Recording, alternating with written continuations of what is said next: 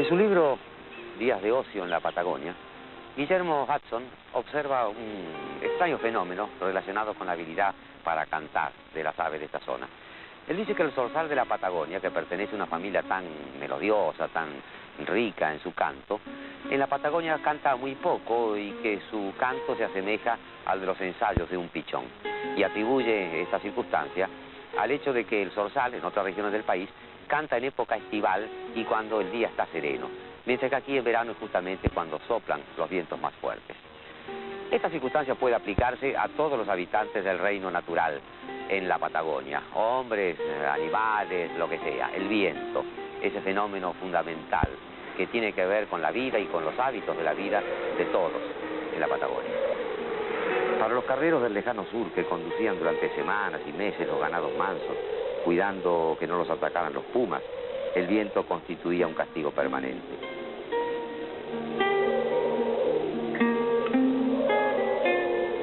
El viento es recordado así por don Asensio Abeijón, ex camionero, ex legislador provincial, ex contratista de esquila y hombre que vive en Comodoro Rivadavia desde hace 80 años. El primer recuerdo que tengo del viento, un recuerdo muy borroso porque no tenía todavía 2 años, es que estando en una casita recién terminada, de ladrillo, sentía un ruido que me asustaba porque zumbaba y hasta hacía retemblar por momentos la casa, ¿no? Entonces yo lloraba, me asustaba, y había la gente que había ahí, entre los que estaban todos mis familiares, ¿no? Y otros más, porque en ese tiempo se reunían fácil todos en una sola casa, se reían, ¿no? Y me hablaban. Yo me recostaba a la puerta tratando de mantenerla cerrada, pero no podía mantenerla porque no estaba terminada todavía la cerradura, ¿no? Y bueno, eso era el primer efecto que me hacía el viento. Era la primera vez que sentía el viento zumbar. Y la parte de afuera sí miraba a barrer, levantar esas polvaderas de tierra que eran desconocidas, ¿no? Para mí.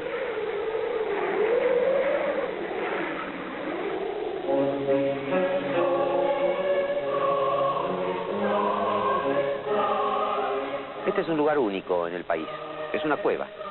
Estamos en Carmen de Patagones. Y esta y otras cuevas que vamos a ver tienen mucho que ver con la historia de Carmen de Patagones.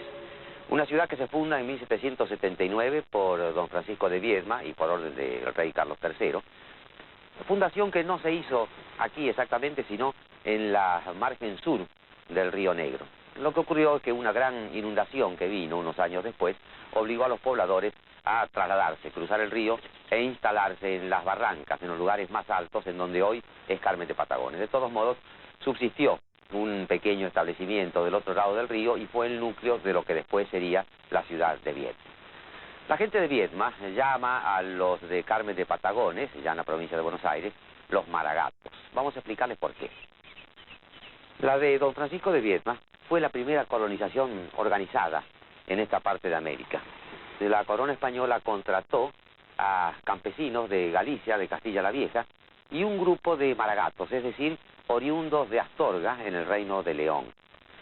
Los maragatos no eran la mayoría de los nuevos pobladores de Carmen de Patagones, pero de todos modos dieron un poco el tono, de modo tal que actualmente la población de Carmen de Patagones se siente vinculada al antiguo reino de León, fundamentalmente. Cuando llegaron aquí, no había casas, aunque la corona se había comprometido en construirlas, de modo que no tuvieron más remedio que meterse en estas cuevas.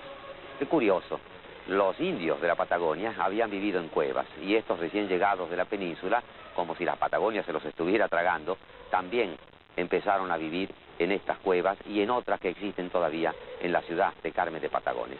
No vayan a creer que eran inhóspitas, eran bastante confortables. Y los maragatos lograron hacerlas más confortables todavía. Si lo pensamos bien, en la actualidad, los gitanos que viven en las cuevas de Albaicín, en Granada, pagan sumas millonarias por las transferencias de las cuevas. De todos modos, cuando se empezaron a hacer las casas para los colonizadores, en Carmen de Patagones, esas casas se hicieron sobre la base de las cuevas, y las cuevas todavía no existen, y suelen usarse como bodegas. Pero los colonizadores de todos modos sintieron la dureza del clima, el desamparo, la soledad. Muchos, o algunos por lo menos, pretendieron escaparse a Buenos Aires, casi todos quedaron en el camino. Pero lo cierto es que la soledad, la sensación de desamparo, la nostalgia era muy grande. Y esta sensación de desamparo, de soledad, de sentirse desasistidos de todo poder, de todo amparo, es algo constante en las colonizaciones que se hicieron sucesivamente en la Patagonia. Ya veremos cómo cada una de estas colonizaciones tuvo esta constante con características propias.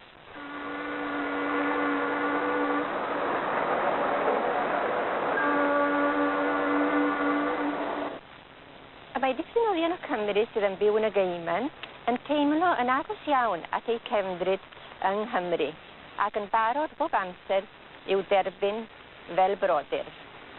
Croeso i chwi i'r Geimen pan byddwch unrhyw amser am fod yna.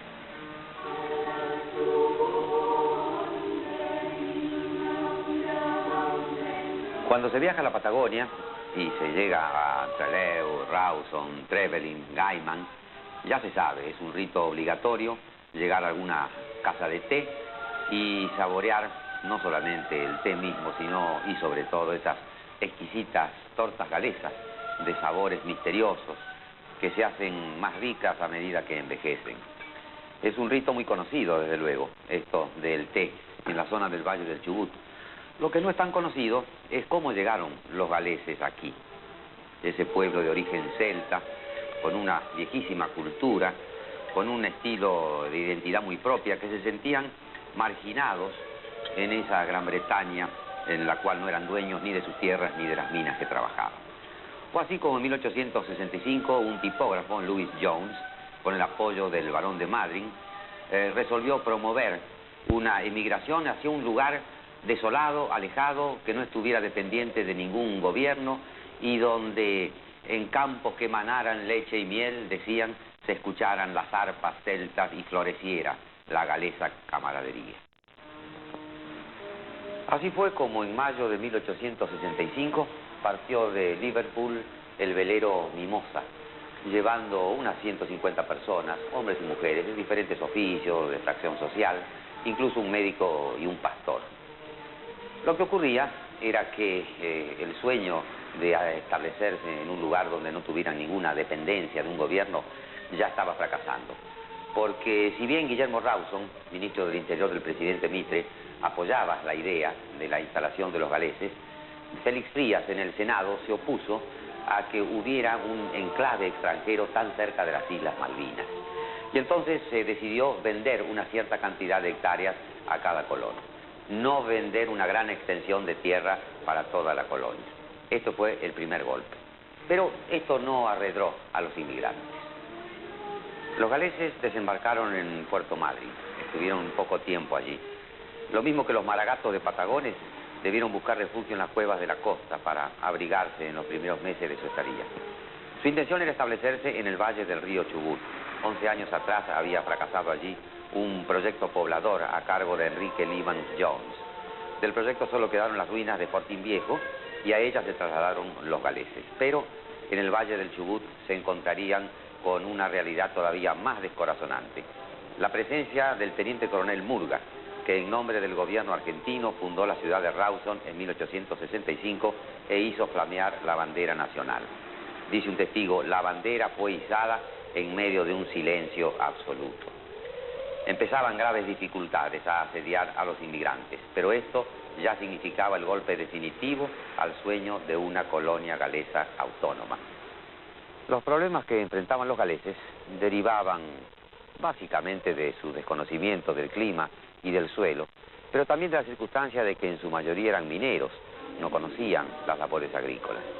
En un momento dado fue tal el descontento que hasta pidieron ayuda al gobernador inglés de las Malvinas, el que les mandó un buque para auxiliarlos. Pero tanto o más útil que este auxilio fue la presencia amiga de los tehuelches, que enseñaron, sobre todo a los más jóvenes, algunas lecciones de supervivencia, entre otras, comer carne de guanaco. En 1867 el gobierno nacional invitó a los galeses a que se trasladaran a otro punto de la República, visto el fracaso en que estaba la colonia. Pero justamente en ese momento, Aaron Jenkins descubrió la forma de utilizar el agua del río Chubut para el riego de las chacras. Y desde entonces empezó lentamente una etapa de prosperidad a lo largo de todo el valle del río Chubut. En 1874 se funda Gaiman. Poco después el gobierno nacional instala una escuela bilingüe, aunque los galeses preferían seguir mandando a sus hijos a las escuelas parroquiales donde les enseñaban su idioma. De todos modos, las colonias siguieron andando, aunque algunos se fueron, y hace 50 años, o menos de 50 años, hacia 1940 y tanto, la mitad de la población de Chubut se consideraba que descendía de esos colonos de Gales. Esta casa, una de las primeras de Gaiman, denota la precariedad de los primeros tiempos de la instalación de los galeses. Pero al mismo tiempo tiene un aire ciertamente británico, aunque solo sea por el nombre de la calle donde se levanta. Pero esas dificultades, esa precariedad, empezaron a quedar atrás definitivamente en 1884, cuando, con motivo de la sanción de la Ley de Territorios Nacionales, es designado gobernador el coronel Jorge Luis Fontana. Fontana hizo un relevamiento de todo el valle del Chubut. Fue una épica marcha de 1700 leguas, acompañado por un gran grupo de galeses. Y ahí Fontana hace una observación realmente interesante. Dice, tuve que cambiar mi concepto sobre esos colonos, porque lo cierto es que montan a caballo como árabes, volean las avestruces como indios y usan el Remington como soldados argentinos. A partir de ese momento ya en el valle del Chubut se hicieron otros asentamientos, ya se había fundado Trelew, bautizado así en honor del iniciador de la empresa, por Tre, lugar, Leu o Lou, por Louis Jones, el animador de la inmigración galesa.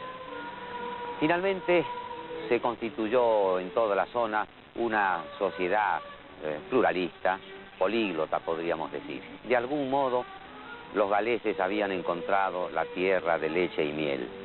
Y las arpas resonaban también, resonaban en los Sted-Pots que se hacen todos los años, los juegos florales, en los aniversarios de la llegada del velero Mimosa, en las fiestas de St. David, y también floreció la galesa camaradería, pero esta vez definitivamente argentina.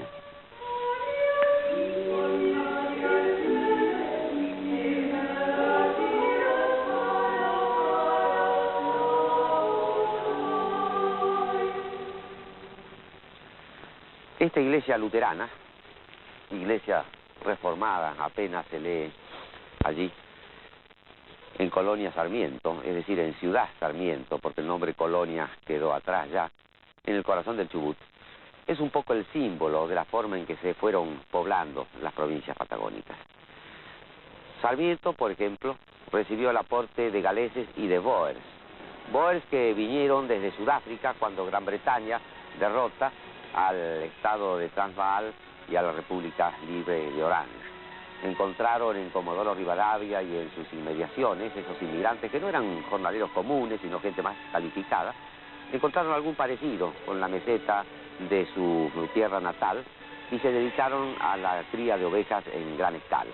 Han dejado una serie de apellidos en Comodoro y en Sarmiento de resonancias holandesas. Otros aportes fueron a otros lados de distintos orígenes. En la zona de los lagos cordilleranos hubo muchos centroeuropeos, alemanes, suizos, que quisieron recuperar e incluso restaurar su paisaje natal. Don Carlos Wiederhold fundó en 1905 San Carlos de Bariloche con esos grupos. En 1910, Vicente Blanco Ibáñez, el novelista valenciano, trajo a un buen número de colonos, casi todos ellos españoles, en el valle de Río Negro, y empezó una colonización que finalmente fracasó, pero dejó 2.000 hectáreas desmontadas que después fueron utilizadas. En 1924 se funda Villa Regina, un tipo de nombre nuevo en la toponimia patagónica. Una compañía ítalo-argentina de colonización trajo a trabajadores agrícolas italianos. Los primeros experimentos fueron desastrosos, muchos se fueron cuando no pudieron cumplir sus obligaciones con los bancos, pero los que quedaron disfrutaron después de una de las regiones más prósperas del norte patagónico. En realidad, esta gente y otros como ellos no hacían más que repetir los trabajos y las penurias que ya habían vivido los pobladores criollos, que fueron los primitivos pobladores de la zona. porque fueron milicos los primeros habitantes de muchas ciudades del sur y también sus primeros trabajadores. Por ejemplo, los que cavaron el canal que en el Valle del Río Negro sigue llevando su nombre, el Canal de los Milicos. Y no podemos olvidar, por supuesto, a sus chinas, esas heroicas pobladoras de la frontera, cuyo retrato trazaron admirablemente Eduardo Gutiérrez o Lucio Mansilla. Hubo fundaciones en la actual provincia de Neuquén, como Chomalal, que surgieron de caseríos alrededor de los fortines, o como Fuerte General Roca. Pero se hicieron con un criterio de progreso, de futuro, con calles anchas, con plazas espaciosas, con lugar para escuelas, para negocios, etc. Y así los viejos fortines, las antiguas colonias se fueron transformando lentamente, primero en pueblos y luego en ciudades.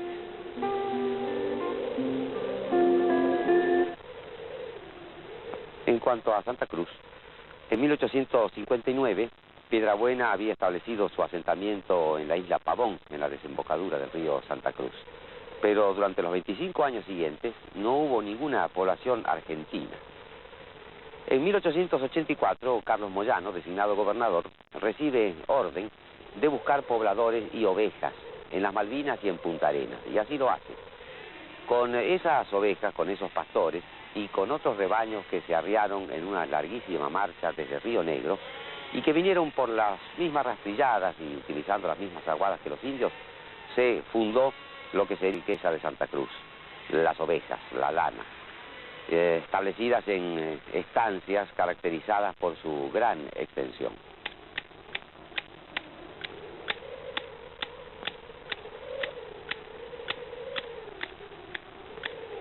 De ese tiempo data la creciente anglización de Santa Cruz.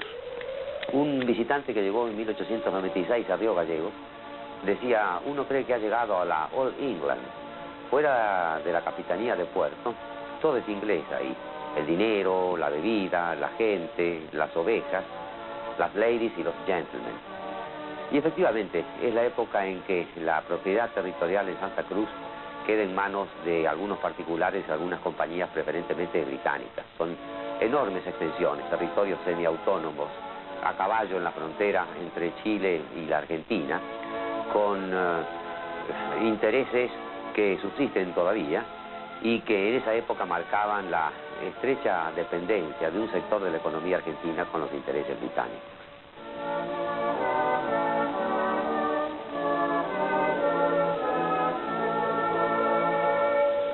En esta bahía, la bahía de Ushuaia, se instaló Thomas Bridges con unas pocas familias en 1869.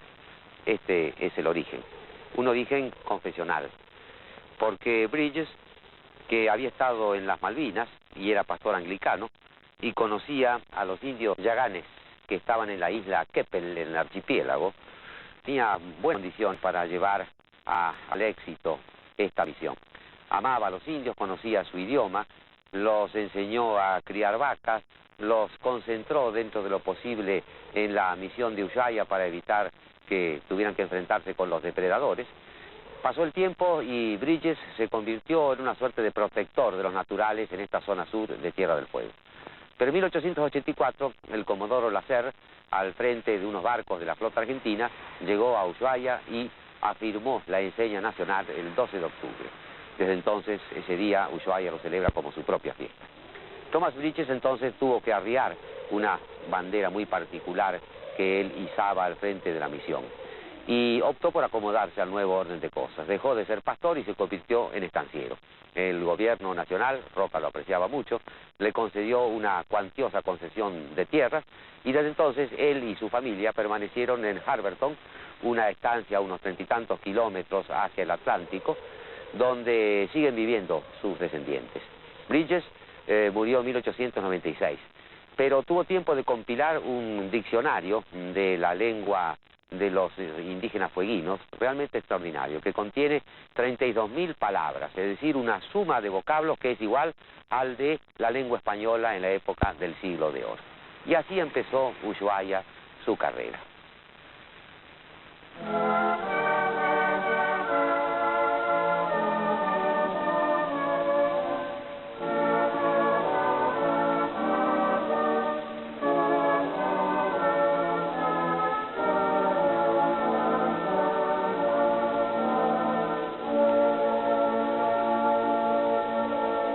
dos ciudades de Tierra del Fuego, Ushuaia y Río Grande, tienen orígenes confesionales diferentes. Ushuaia, una misión anglicana. Río Grande creció alrededor de esta capilla, de la misión salesiana, instalada desde 1893 por Monseñor Fagnano. Los salesianos llegaron a la Argentina en 1875, obedeciendo a una visión, un sueño de Don Bosco, que había creado la orden, sobre todo para atender al pobrerío de Turín, pero que quedó obsesionado por la idea de lo que significaba la Patagonia y la Tierra del Fuego en materia de asistencia apostólica. Llegaron los salesianos, al principio encontraron resistencias, los gobiernos liberales de la época no eran muy proclives para la inmigración de estas órdenes religiosas, pero finalmente Roca se convenció que después de concretar la conquista al desierto, hacía falta la conquista espiritual. Y entonces, Monseñor Cagliero en Viedma, Monseñor Fagnano en las zonas del sur, se le encargó toda la asistencia apostólica de Magallanes, Malvinas y Tierra del Fuego, los salesianos y las Madres de María Auxiliadora han llevado adelante una obra estupenda en educación, en investigación histórica y antropológica, en formación de los chicos y las chicas para capacitarlas para su lucha por la vida.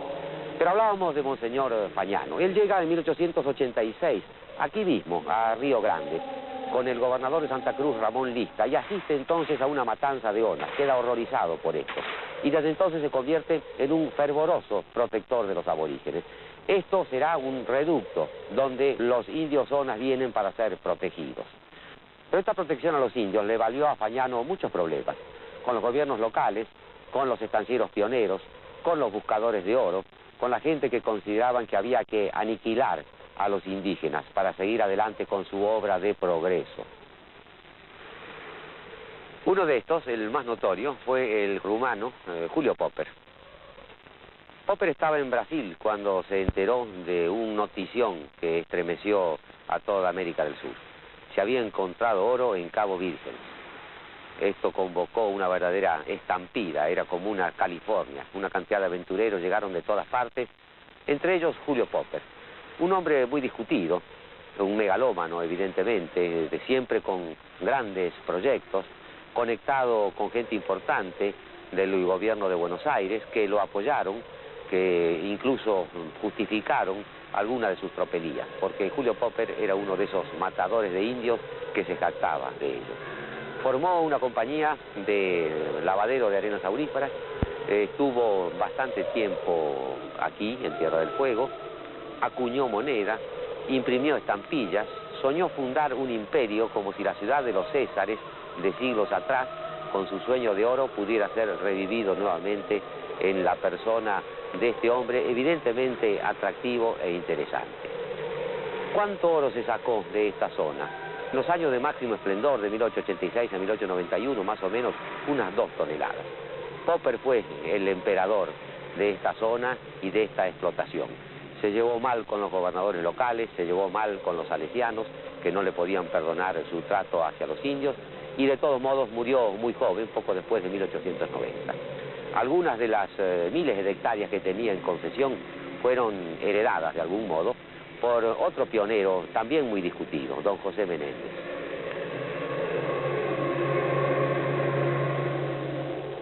Esta que ustedes ven atrás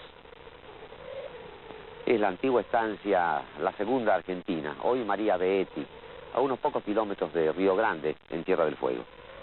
Fue una de las grandes propiedades de aquel personaje legendario que fue José Menéndez, un asturiano avesado para los negocios, duro, ambicioso, que llegó a Buenos Aires en 1866 y en 1875 estaba radicado en Punta Arenas, al frente de un gran almacén de ramos generales. Era la época en que el Estado argentino quería poblar el sur, pero carecía de infraestructura. Entonces tenía que no solamente confiar, sino además promover a la iniciativa privada para que fueran estos pioneros los que conocían bien su negocio, quienes fueran llevando las formas de producción que debían ser propias de las regiones australes. Después hablaremos de José Menéndez. Baste decir que esta estancia llegó a tener 173.000 hectáreas, casi 200.000 ovejas y el galpón de esquila más grande del mundo.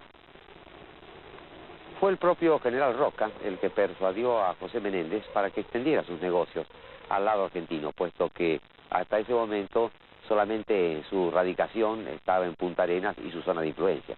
Punta Arenas es una ciudad donde todo estaba permitido, donde grandes negocios, quiebras, fortunas en alza o en baja eran cosas de todos los días, porque además era el puerto donde tenían que parar obligatoriamente los buques que hacían la travesía Atlántico-Pacífico. Todavía no existía el Canal de Panamá.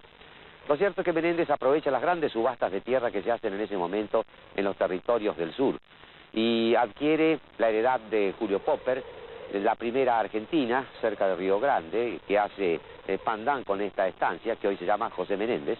Esta es la María Beetti, y también otras extensiones en Santa Cruz, donde Walter Waldron, los Nogueiras, otras firmas, los Brown, también adquieren enormes superficies, porque eran enormes realmente las superficies que se necesitaban para explotaciones económicas de lo que en ese momento era el gran negocio, la oveja, es decir, la lana. A principios de siglo, José Menéndez y su yerno Mauricio Brown, descendiente de una familia lituana, establecen la Sociedad Anónima Exportadora e Importadora de la Patagonia, la Anónima, como se la conoce en todo el sur. Desde entonces, la Anónima tiene negocios, ramos generales en todas las poblaciones importantes de los territorios australes, pero va extendiendo sus negocios a Chile y a la Argentina en forma de sociedades de seguro, compañías de navegación, explotaciones agropecuarias, todo cuanto puede abarcar la actividad económica en esos territorios y en aquellos tiempos, y se convierte en algo casi tan importante como el Estado Nacional.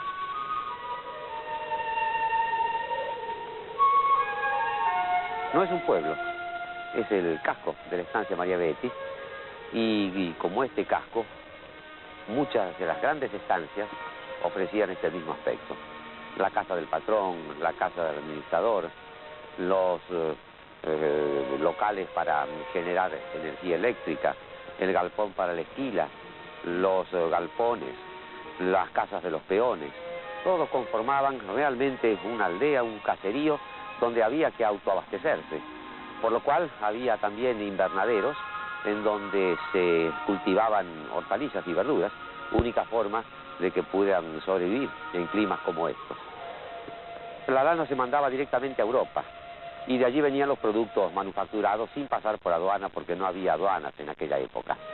Realmente eran imperios, no solamente las estancias de la Anónima, sino las de otros pioneros, muchos de ellos ingleses, algunos alemanes, que bien o mal fueron los que llevaron un impulso de progreso a su modo y en su época en la región austral.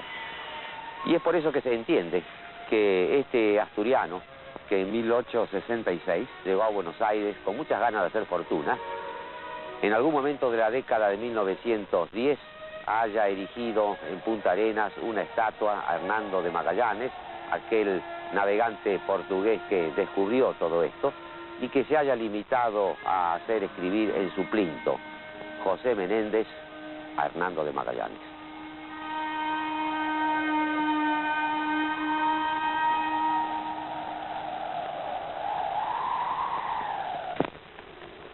Detrás de esta realidad espléndida de las grandes fortunas del sur estaban los otros campos más chicos, más vulnerables a las vicisitudes del precio internacional de la lana.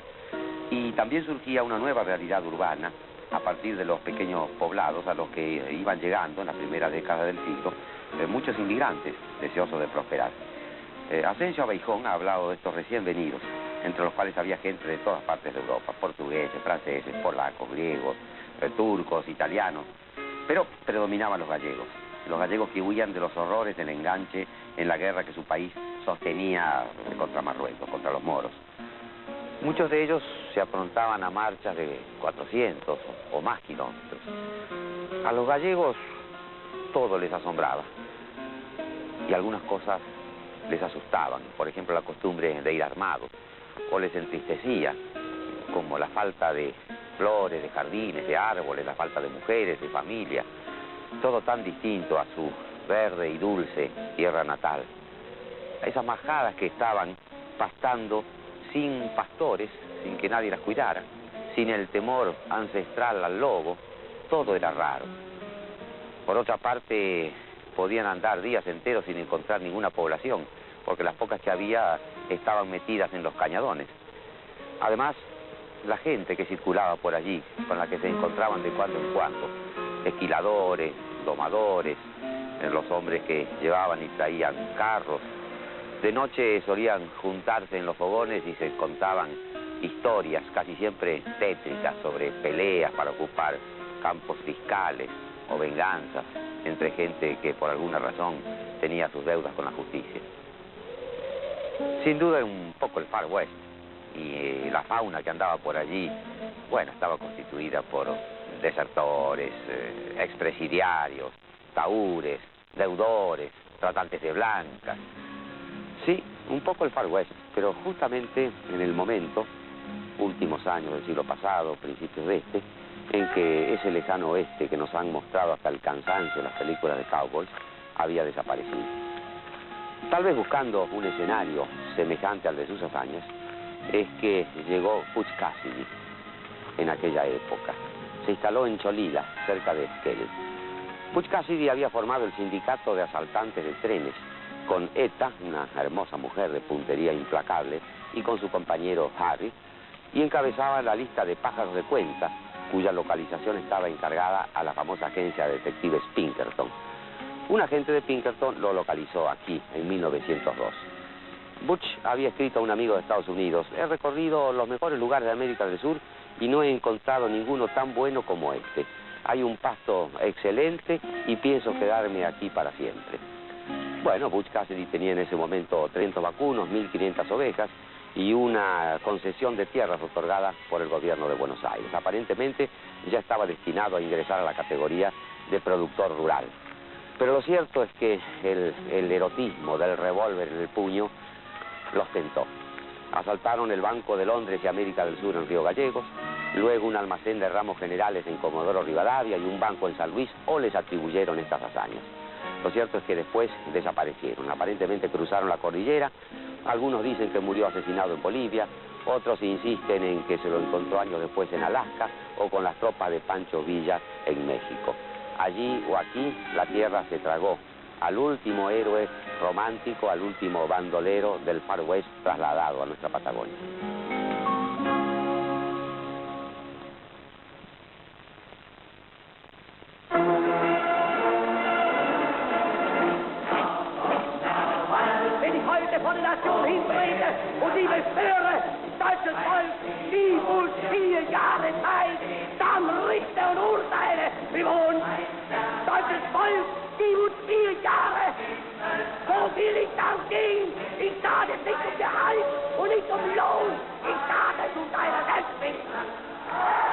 La Patagonia parece tener siempre esa aptitud para amparar a los prófugos notorios, a los fugitivos conocidos. Poco después de la rendición del Tercer Reich, aparecieron en costas argentinas 2 submarinos alemanes, que se entregaron a las autoridades, naturalmente.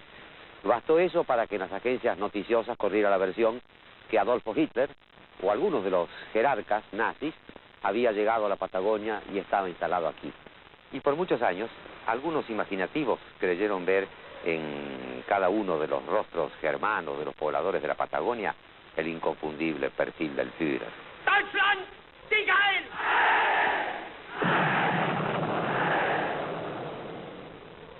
Sin necesidad de recurrir a la leyenda, hay que decir que lo trágico se instaló recurrentemente en la Patagonia, a partir de aquel día de 1520, cuando Magallanes hizo ajusticiar a los rebeldes de su flota.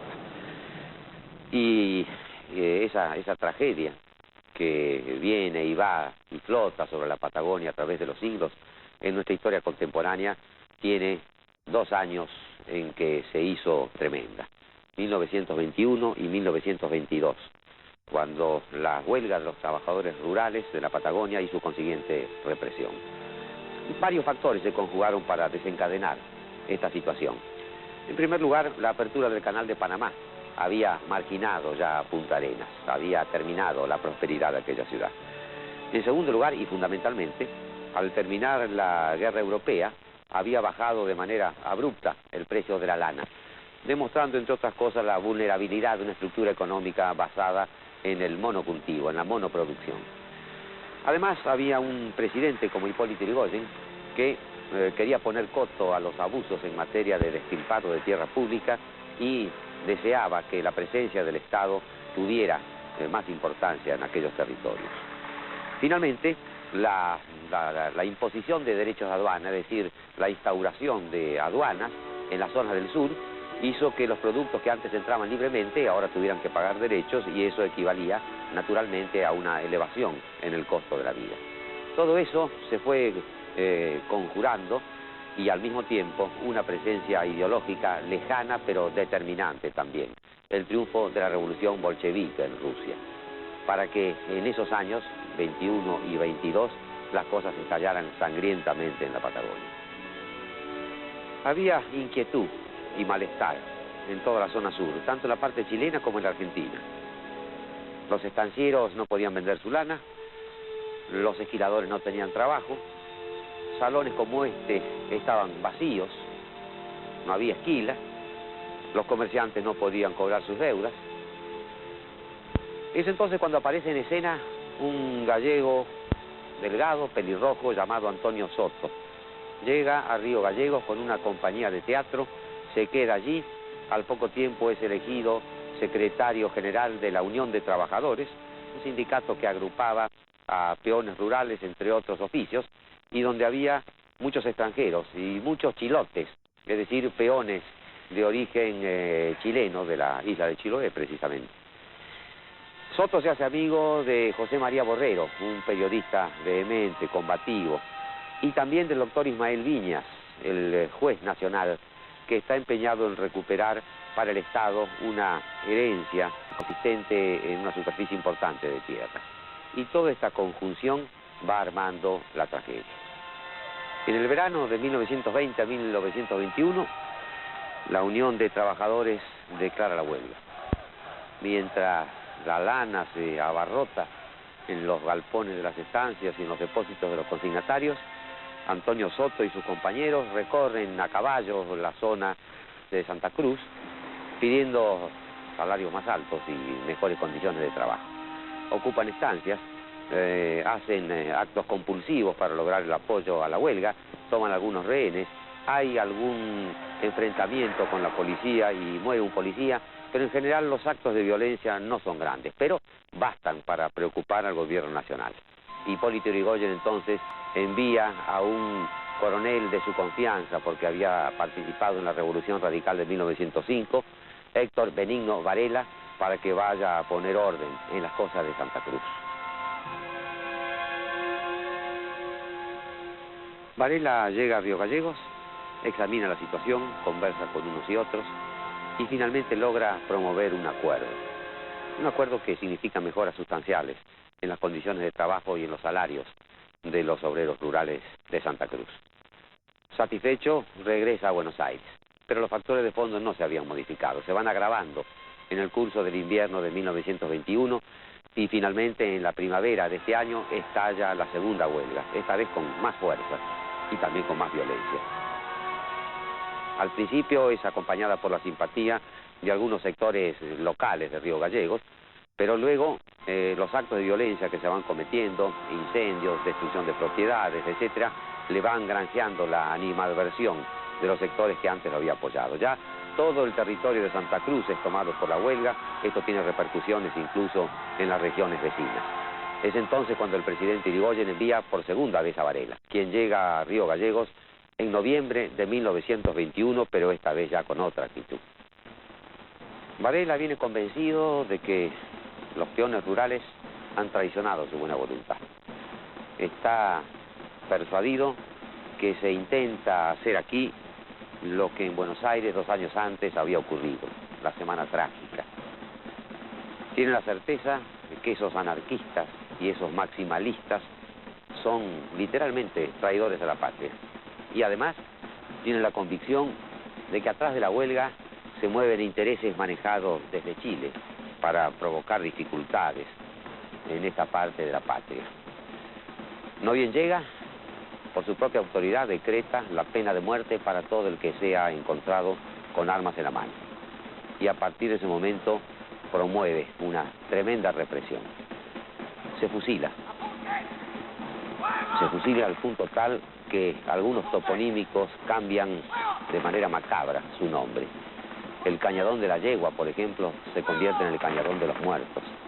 Se han exhumado docenas de cadáveres en ese lugar y en otros lugares del territorio de Santa Cruz. Los huelguistas intentan ofrecer alguna resistencia, pero las tropas del ejército son muy superiores. Soto, después de hacerse fuerte en la estancia La Anita, huye a Chile y no se sabe nunca más de él. Pero en cambio se sabe, sí, de los fusilamientos que se realizan en otros lados. Todo termina rápida y trágicamente. Cuando Varela llega a Buenos Aires, se promueve una investigación en el Congreso. Hay carteles que dicen muerte al caníbal del sur. Tiempo más tarde será asesinado por un anarquista, el cual a su vez será asesinado por un elemento de la Liga Patriótica mientras estaba procesado en el penal de Villa Devoto. ¿Por qué se produjo este desborde? Los motivos los hemos contado recién, pero hubo factores de fondo también. La incomunicación de esta zona, que hacía muy difícil enterarse de lo que pasaba. La mala fe de los empresarios, que trataron de poner problemas y dificultades a un gobierno que aborrecían, como era el de Irigoyen. Lo cierto que lo que ocurrió en la Patagonia en 1920, 21, 22, fue un tema tabú durante muchos años, hasta que el investigador Osvaldo Bayer trató a fondo y develó que era uno de los misterios más espantosos de la Patagonia trágica. Este era un bosque de lengas. Fue talado, como otros, por los penados del penal de Ushuaia. Estamos hablando de los pobladores de las comarcas australes y no podemos dejar de referirnos a estos habitantes forzosos de Ushuaia, los que llenaron esta construcción levantada en 1908 y que con sus 5 pabellones en forma de radio constituyó en su época un establecimiento modelo. La historia de la Patagonia está tejida con dolor, como cualquier historia humana, y esta es dolorosa, la de los hombres que estuvieron aquí en el penal de Ushuaia, que salían todas las mañanas con sus uniformes a rayas a talar árboles o a construir muebles, a trabajar en madera, que los domingos hacían con su banda de música el único entretenimiento de la población, una población por otra parte compuesta casi siempre por empleados públicos. El penal de Ushuaia fue un estímulo, un triste estímulo, pero estímulo al fin de la pequeña población austral. Su mole se veía desde lejos. Ricardo Rojas, confinado político acá en 1934, ironizó: al verla nadie puede dudar que esta es el Capitolio de Ushuaia.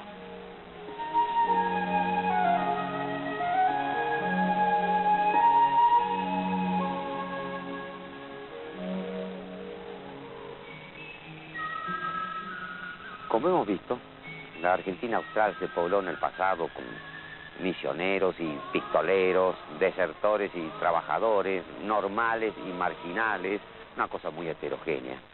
Hoy ya es diferente, pero de todos modos algo de lo del pasado subsiste. Por ejemplo, cuantitativamente es muy importante el aporte chileno. Aquí en Comodoro Rivadavia estamos viendo el cerro donde vive la población de origen chileno. Es el 50% de la ciudad de Comodoro Rivadavia. Es gente trabajadora, se especializa en petróleo, en construcción. Muchos son esquiladores que andan recorriendo en cuadrillas las estancias, duermen en dormitorios en condiciones espartanas, se alimentan exclusivamente de mate y de carne. Es gente, además, que conserva una gran fidelidad a su tierra de origen. Por sobre todo se sienten chilenos.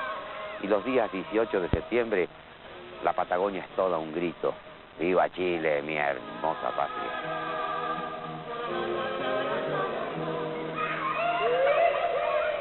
Qué puchero enorme es esta Patagonia. Aquí los ingredientes fueron tehuelches y galeses, mapuches y turcos, gallegos, provincianos, chilenos. Y tiene en estas comunidades la crudeza y la frescura de las sociedades nuevas. Y justamente fue este mosaico de gente el que tuvo que soportar la prueba suprema de la argentinidad. En estos años anteriores, cuando la ansiedad y la tensión de los conflictos que se vivió en la Argentina austral pesaron sobre la vida de sus poblaciones. Y sin embargo lo soportaron bien, con tranquilidad y con la decisión serena que da el patriotismo, que es definitivo.